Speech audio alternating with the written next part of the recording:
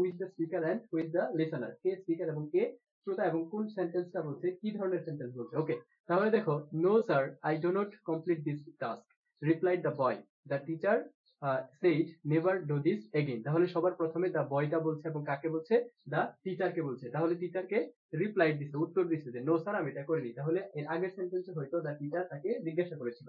ওকে, আমরা এইভাবে লিখি দা বয়। এই যে দেখো এখানে স্যার আছে, স্যার থাকলে আমরা কিভাবে বলেছিলাম, respectfully. Okay, RESPECTFULLY, respectfully replied in the negative. Replied in the negative কেন লিখলাম, কারণ এখানে কি আছে, নো আছে। রিপ্লাইড ইন দ্য নেগেটিভ, এখন দেখো এই পর্যন্ত বলেই সে কিন্তু থেমে যায় না, এই যে আরো একটা বাক্য বলছে, আরো একটা বাক্য বলার পরে কি হয়, and said that, negative and said that. এই যে আই আছে, কার কাছে যাবে, ফার্স্ট পারসন, ফার্স্ট পারসন কে এখানে, দা বয়, দা বয়ের প্রোনাউন কি, হি। তারপরে আছে কি, ডো নট, তাহলে পাস্ট টেন্স হয়ে যায় কি হবে, did not, he did not complete. তারপরে আছে কি, দিস থাকলে কি হয়, দ্যাট টাস্ক।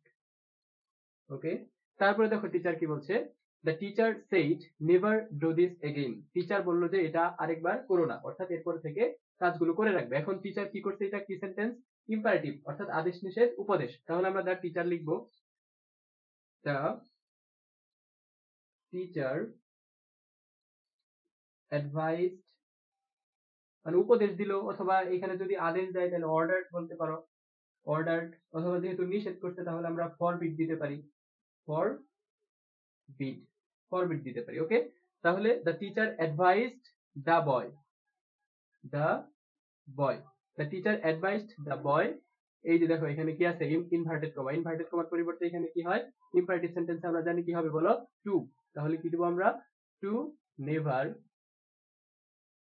ডু থাকলে কি হয়ে যাবে, ডিড, দিস থাকলে কি হয়ে যাবে, that, to never did that again.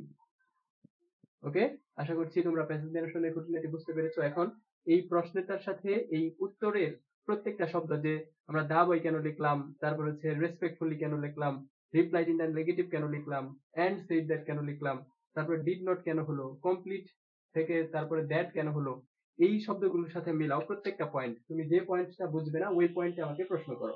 আর যদি বুঝে ফেলতে পারো তাহলে আশা করি আরো প্র্যাকটিসের মাধ্যমে তোমার ন্যারেশনের সমস্যা একেবারে ক্লিয়ার হয়ে যাবে। ওকে, আল্লাহ হাফেজ।